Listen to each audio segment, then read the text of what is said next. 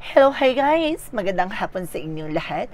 This is Jen Rodriguez, Mama Sigaric Channel, a faith healer o Zumata reader. So ngayong hapon, natatigan natin sabihin sa iyo ng ating mga gabay. So this is a special gabay for the month of October 9 hanggang October 16 for the sign of Pisces. So Pisces. Welcome to my channel. Ano kayang messages, advices, and spirit guides ang aking masasaga for today's video? Ano kayang kaganapan sa buhay ng mga Pisces ang ating mga higilap? So guys, this reading is a general reading lamang. Hindi lahat makaka-resonate. Kunin lamang po makaka-relate sa inyo. And comment down below kung kaninong energy ang ating nasagap.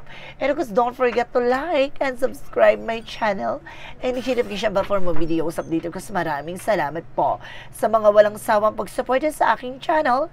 Lalo-lalo na ang hindi nag-i-skip ng ads na way pagpalain kayo ng Diyos at may kapal, siksik, liglig, nag-uumapaw na biyayang manang balik sa inyo. So let's see guys, what is the messages advice sa iyo ng ating angel spirit for the sign of Pisces. So let's see and watch this.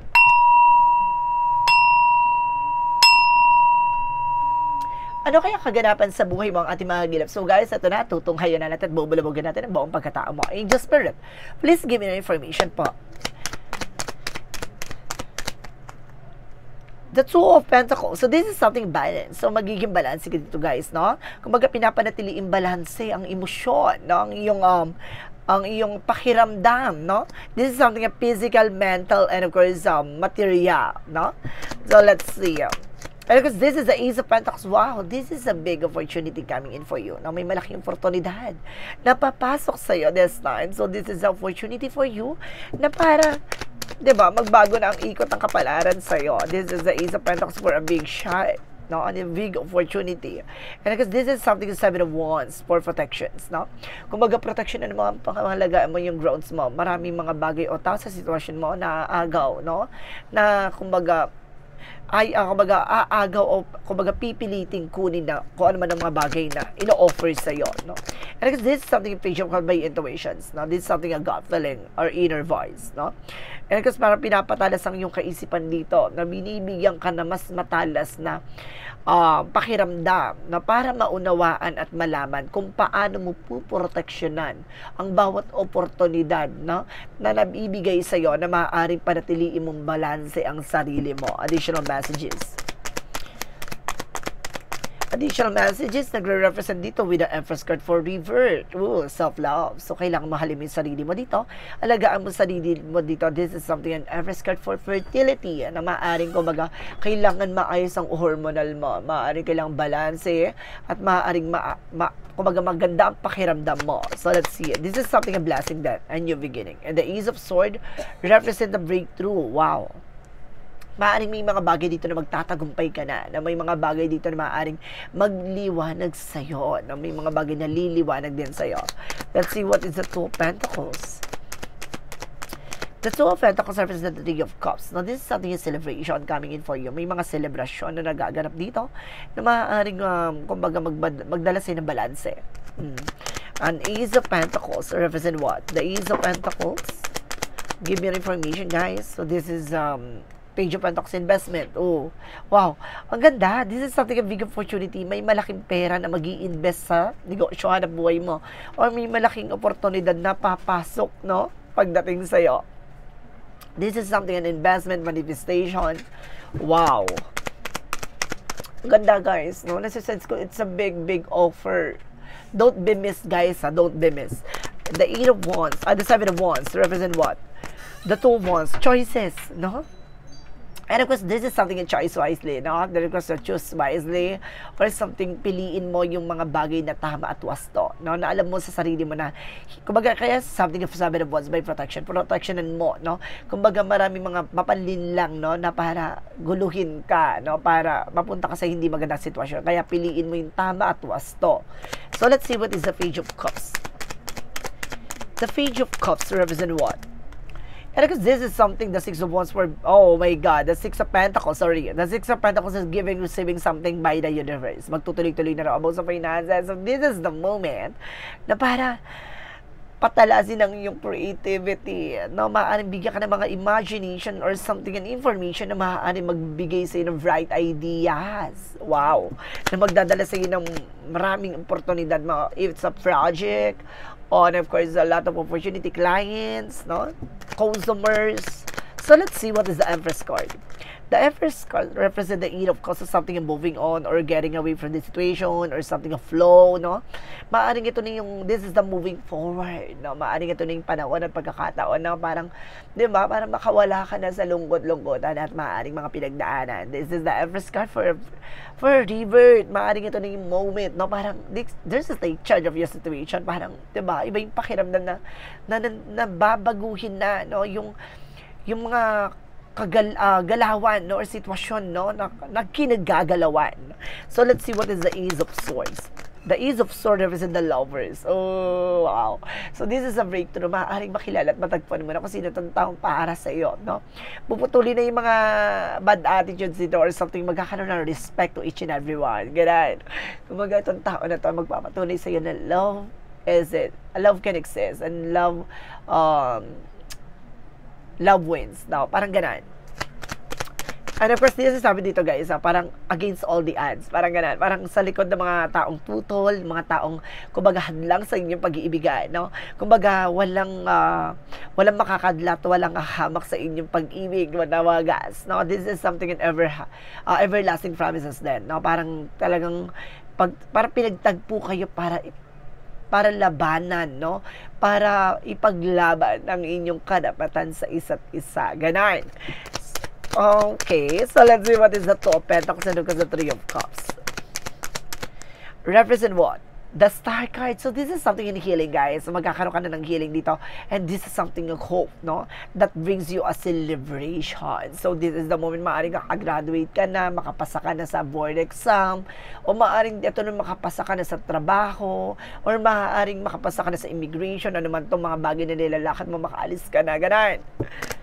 So, let's see what is the Queen of Pentacles, the Ace of Pentacles, and because the Page of Pentacles, it's all about finances or the source of income. How to do something and information with a pattern na parang pinapakita dito kung paano mo paiikutin yung eksena, paano mo pasisikot-sikutin na lahat ng mga bagay, no? Kumbaga, paano mo papalaguin, ganon. And because this is something, the Eight of Cups, so something movie, Nine of Cups, with a visual fulfillment. So, may mga bagay na matutupad na, no? May mga bagay na may sasakatuparan na at magiging tama ang decision mo dito, no? Magiging tama ang pipiliin mo, no? And because this is something, the Nine of Swords with anxiety, sleepless night. So, some of you guys, no, nagbibigay stress and of course, depression to, no? Yung mga bagay dito sa sitwasyon mo about sa finances na kumbaga, iniisip mo na makakabangon ba kayo, makakaalis ka na ba sa situation, ba? Kumbaga, kailangan mo na i-let go yan, makinig ka sa inner voice mo, makinig ka sa gut feeling mo. Now, this is something, 6 of Pentacles na magtutuloy-tuloy na about sa finances. Alisin mo yung worries mo kasi nakakahata ka ng negativities, no? Or something toxicities. Additional messages with the Empress card and the Eight of Cups. The Empress card and the Eight of Cups represent the two with the partnership. So, see, ito na, this is the moment na parang this is something unconditional love, no? Dahil sa pagmamahal, dahil sa kumbaga pinapakita niyong kahalagahan ng isa't isa na maaaring dito na yung panahon at pagkakataon para linisin, no? Para dumaloy na, no? Ang magandang ikot ng kapalaran sa iyo. So let's see what is the Ace of Swords because the lovers. The Ace of Swords of course the lovers. This is the Queen of Swords, a bigger picture. Oh wow, this is something planned, no? Kumbaga nakikita niyo yung isa't isa na may plano kayo, may pangarap kayo. No, may mga bagay na gusto kayong taparin, may mga bagay na gusto kayong ayusin, no? At may mga bagay na gusto nyong may isa katuparan, no? At may mga bagay na gusto nyong panghawakan. Outcome. Let's see what is the outcome. This is a temperance, no? This is a perfect timing for you, no? Kumbaga, ito na yung panahon at pagkakataon para subukin ng pasensya at konsiderasyon at kung ano man to, kung ano man itong panghahawakan mo. So, baga pinapakita dito yung tension, no? So, kailangan maging kalmado. At sinasabi dito, this is the Sun card with a pure positive outcome, no? Kung baga makikita mo ang kasagutan sa likod nito. And this is something empowerment, no? This is a lot of perseverance. Parang pinapakita dito, guys, no? Kung hanggang saan yung kalakasan mo, kung hanggang saan yung katatagan mo, gano'n. Additional messages. pagdating sa career and finances. So, this is the word card. So, this is of trouble, guys, no? Magkakaroon ka na talaga ng trouble, guys. Maaring makapag-ibang bansa ka na talaga, guys. Pasabog to. Maaring mag-travel ka, makapunta ka sa kung ano-anong lugar. And this is the full card. Now, this is something a leap of faith. Not new beginning coming in for you. Magkakaroon ka talaga ng bago simula dito dahil sa pananampalataya at tiwala mo. At maaaring ito yung magsilbing pasabog at bulabog mo ngayong taon na to. Additional messages. And this is not something the 5 of Cups. So, something disappointment, regret. Now, wag mong sasayangin to. High opportunities na darating ito. Baka pagsisihan mo sa huli. Makinig ka. Additional messages pagdating sa love life. Pagdating sa love life, this is something the 5 of. This is the 5 of sword. This is a self-sabotage. Na nagkakaroon ng self-sabotage na pagdating sa love life, not because of your action. Kaya kailangan transparency kayo sa isa't isa. And this is the 3 of sword. Alisin yung insecurities. Or may mga tao na iinggit behind your back. Huwag kayo nag-share ng thoughts. No? May mga tao sa paligid nyo na maaari na iinggit sa inyong relasyon. Okay, wag kayo nagchichika-chika, nagkukwento, mamaya kaibigan mo pala yung, kumbaga naiinggit sa inyo, sirain kayo, kwentuhan si yung jowa mo ng ganito, kwentuhan yung asawa mo ng ganito, yun pala, kaya pala ganito, ganyan, kinukuha yung tiwala nyo, no? Yung pala, at the end of the time, this is something an evil eye, diba? And of course, this is a ten of confident happiness, no? At the end of the time, magiging masaya ka naman. It's a good part. Pagdating naman tayo sa health, pagdating sa health, there's a 6 of Wands where victory is yours. Talaga magtatagumpay ka, guys, pasabog.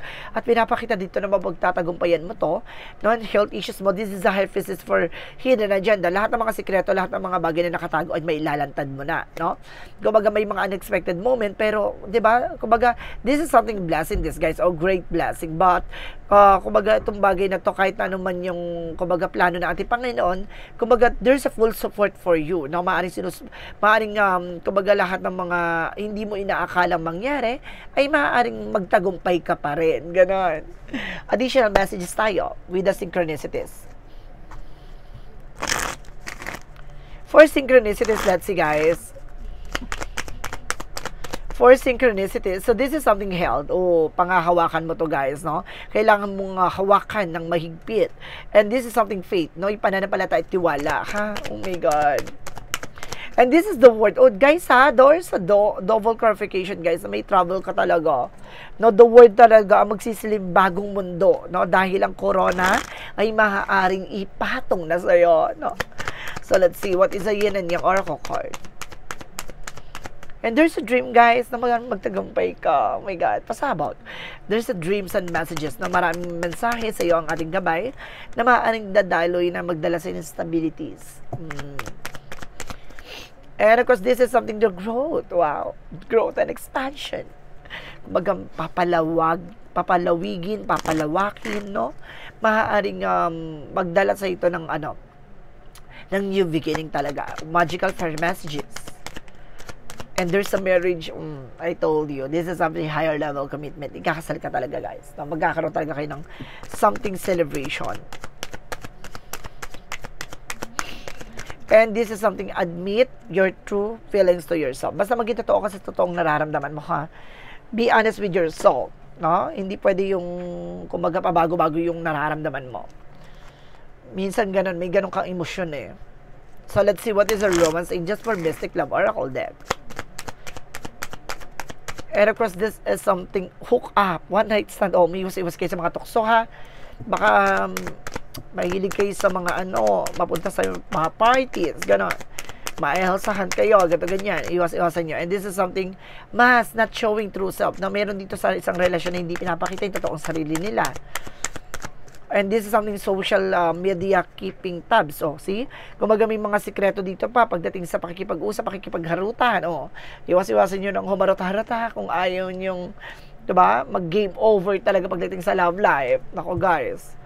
So, let's see what is the Archangel Michael messages. For Archangel Michael messages, and this is something romance angels are helping you. Now, ating mga gabay nandito ginagabayan, tinutulungan ka na pagdating sa buhay pag-ibig. And this is something eternal love, everlasting promises. No? And of course, this is something go forward fearlessly. Magpatuloy ka na walang kinakatakutan, walang kinikilingan, ganun. For angels messages, represent what? Emotions. Magiging emotional ka daw this time, maging flexible ka sa lahat ng eksena.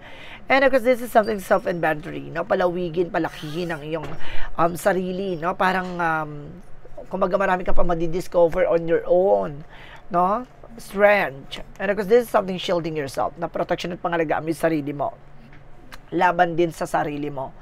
No, and this is something is cosmic card with enjoyer from the fullest, and this is something trust, no, kumbaga ito isa sa bagay na to na maaaring panghawakan mo yung tiwala, no, at pagiging tapat at totoo para sa sarili mo at patiting sa mahal mo sa buhay. For energy represent what? For the energy, this is something adjusted possibilities. No? May mga pinto ang magsasara, may mga pinto ang magbubukas sa bagong oportunidad sa'yo. Na this is something anxiety. Alisin mo yung takot at pangamba. Kasi kumbaga nagkakaroon ng stress and depression dito. No? There's a negative thoughts. Kasi natatakot ka, this is something possibilities, ganito, ganyan.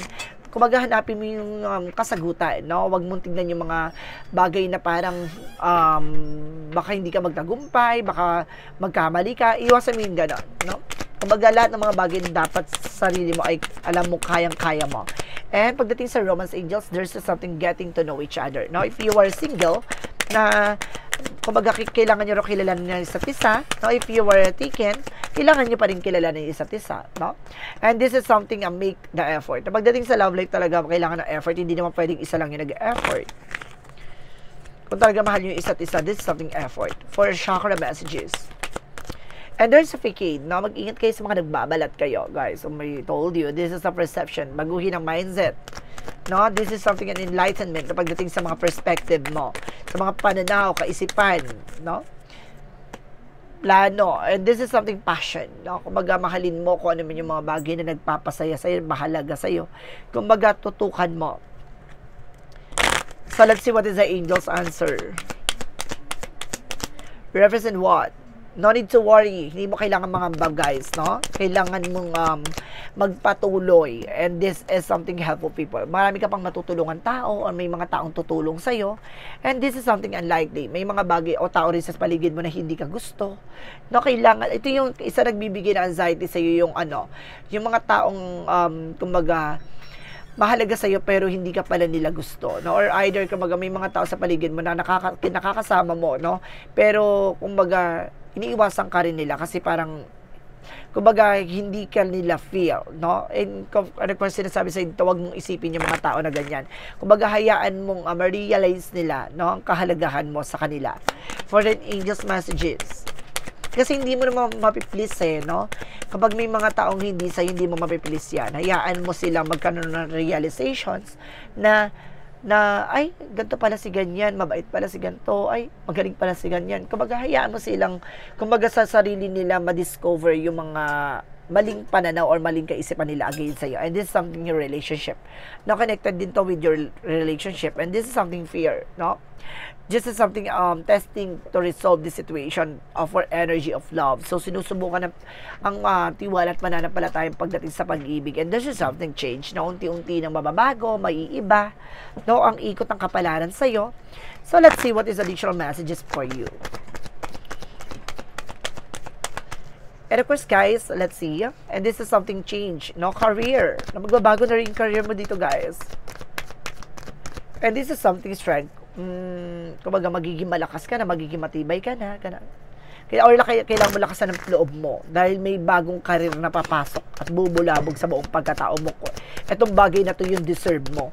For Archangel Raphael, represent diet is more important here. So, kailangan mag-diet, guys. And this is organic food. So, kailangan mo talaga ng mga masusustansyang pagkain, gulay. No? And of course, there's a lot of herbs, no? And perseverance. Perspectives. Sorry. There's something perspective. Pananaw.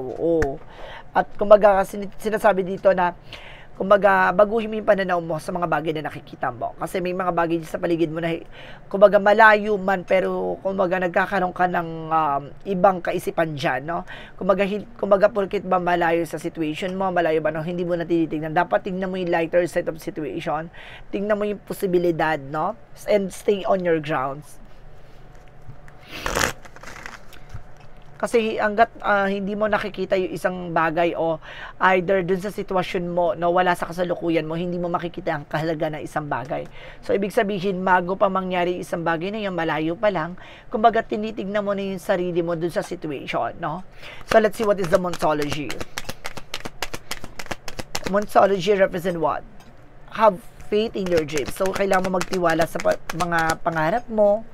Pero kasi sa dito, what you need to release. Ano yung kailangan mong pakawalan? Ano yung kailangan mong alisin, no? Yung negative thoughts, no?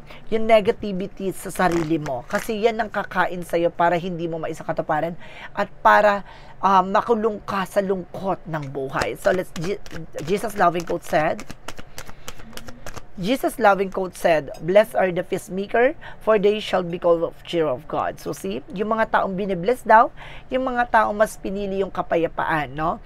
Mas pinili yung maging malaya sa lungkot ng buhay. So sinasabi dito, yan yung mga bagay na pinagkakaloob ng ating Panginoon na maging masaya ka sa maliit na bagay. Kung ano man yung mga bagay na hinahain sa'yo, just be thankful, guys, no? Kasi it's an opportunity or something, an instrument of God na kumbaga yan yung mga bagay na hinahain sa'yo. Kung magpapasalamat ka ba o kumbaga maghahanap ka pa ng iba. Parang ganun. Kumbaga sinasabi sa'yo kung ano yung mga bagay na inilatag sa'yo, just be thankful and appreciate the things, no? So, let's see what is an angel's messages for Money Move Oracle deck.